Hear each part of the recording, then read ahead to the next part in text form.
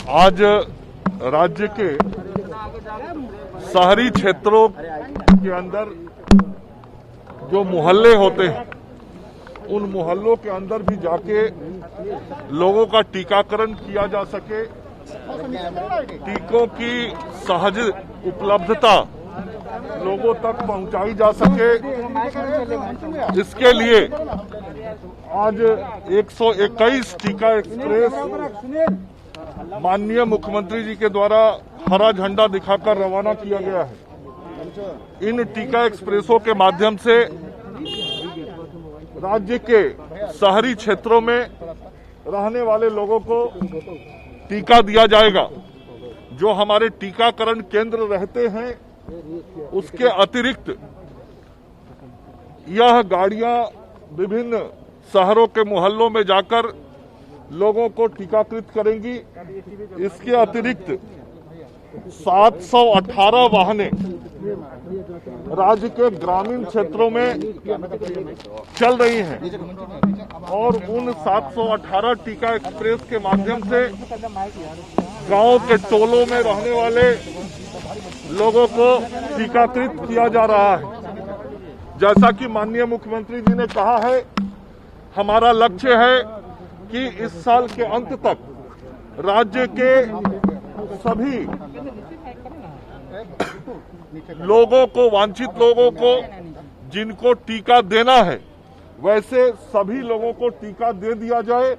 इस लक्ष्य के साथ स्वास्थ्य विभाग काम कर रहा है और भारत सरकार से भी हम सब लोगों को यह भरोसा मिला है कि अब कुछ दिनों के बाद टीकों की उपलब्धता लगातार अधिक होती जाएगी।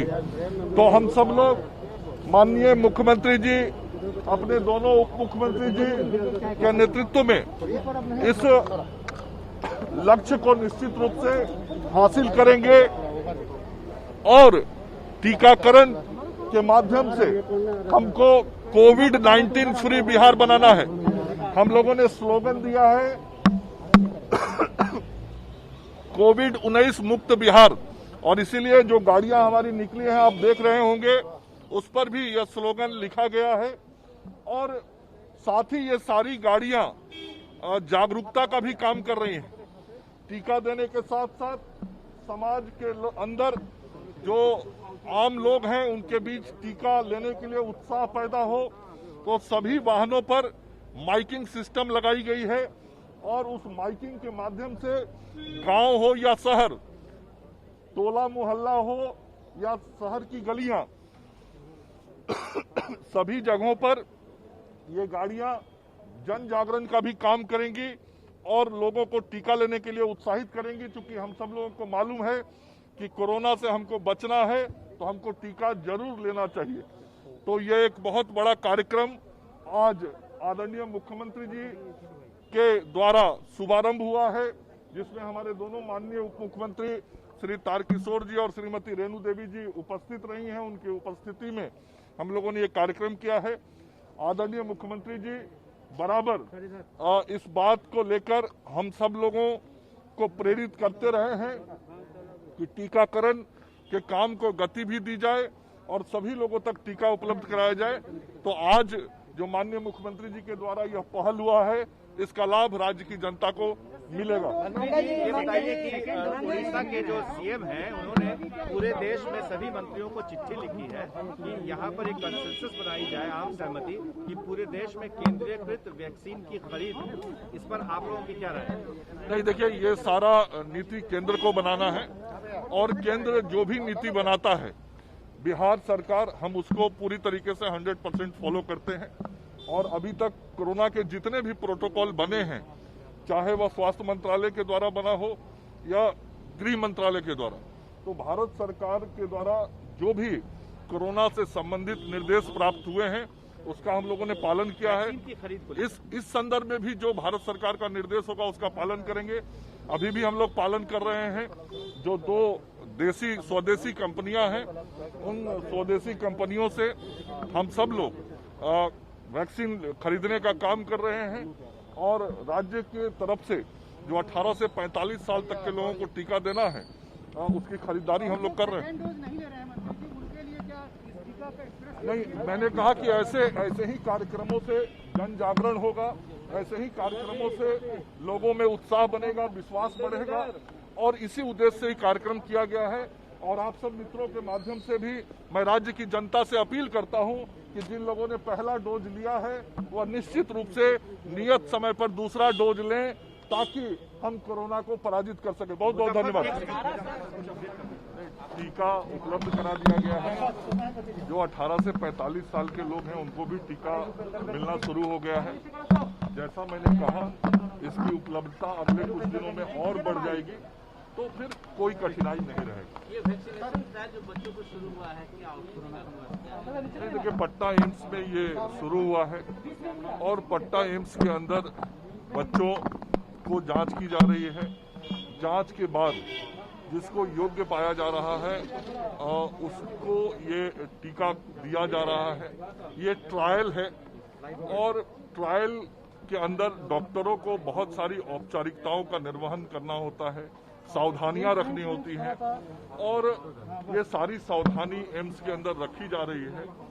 उसका टाइम फ्रेम होता है कि टीका देने के बाद कितने दिनों तक बच्चे के ऊपर क्या चीज, तो वो सारा चीज डॉक्टर लोग देख रहे हैं और पूरे देश में ये चीज शुरू हुई है। हम सब लोगों के लिए बहुत अच्छी बात है कि हमारे राज्य के भी एक बड़े स्वास्थ्य केंद्र पर ये काम हो रहा है। एक एक करके आपका हो गया, आप बोलिए।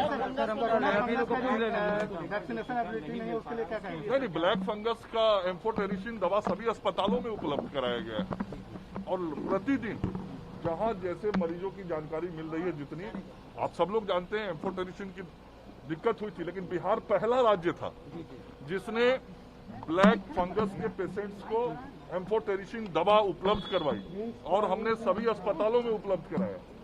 और अभी भी प्रतिदिन हम अलॉट करते हैं और जहां जितने अस्पताल में मरीज हैं उसके अनुसार हमारी कोशिश हो रही है और हम कर भी रहे हैं, एम्फोटेरिसिन उपलब्ध करा रहे हैं। हो गया। जब वो राज्यसभा सांसद बनाए गए थे तो उसी समय से कयास लगाए जा रहे थे कि लालू परिवार से उनकी नजदीकियां, तो लालू परिवार के साथ एक और घोटाला जुड़ा। देखिए, राजद की जो संस्कृति रही है और राजद की जो परंपरा रही है उसी के अनुसार लोग उनकी पार्टियों में रहेंगे, स्वाभाविक है। तो बाकी सारा जो मामला होगा वो विभाग देख रहा होगा। मैं तो आजकल स्वास्थ्य सेवा में लगा रहता हूँ, दिन भर उसी में ध्यान रहता है। लेकिन आपने प्रश्न किया है तो बड़ा प्रासंगिक है कि जिस दल से वो जुड़े थे उस दल का इतिहास ही यही है। फर्टिलाइजर मामले में बहुत बड़ा घोटाला हुआ है। फर्टिलाइजर मामले में सोमनाथ पांडे तो भाजपा में लगातार मुख्यमंत्री मामले कर रहे हैं, वो पार्टी ने उस संबंध में कार्रवाई की। सर, फर्टिलाइजर मामले में बड़ा घोटाला सामने है। तो राज्यसभा सांसद, लेकिन मैं यही कह रहा हूँ कि मैं आजकल दिन रात अपना पूरा ध्यान स्वास्थ्य सेवाओं में लगाए रखता हूँ। राज्य के अंदर स्वास्थ्य विभाग कैसे बेहतर काम करे, कोविड से मुक्ति कैसे मिले, कोविड के ट्रीटमेंट कैसे हों और आगे कोई जो संभावित खतरा है उसके लिए भी हम तैयारी कैसे करें, पूरा ध्यान हमारा इस पर रहता है। चूंकि आपने ये प्रश्न किया है तो मेरा इसमें इतना ही उत्तर है कि वो जिस दल से जुड़े थे उसका इतिहास ही इसी तरह का रहा है।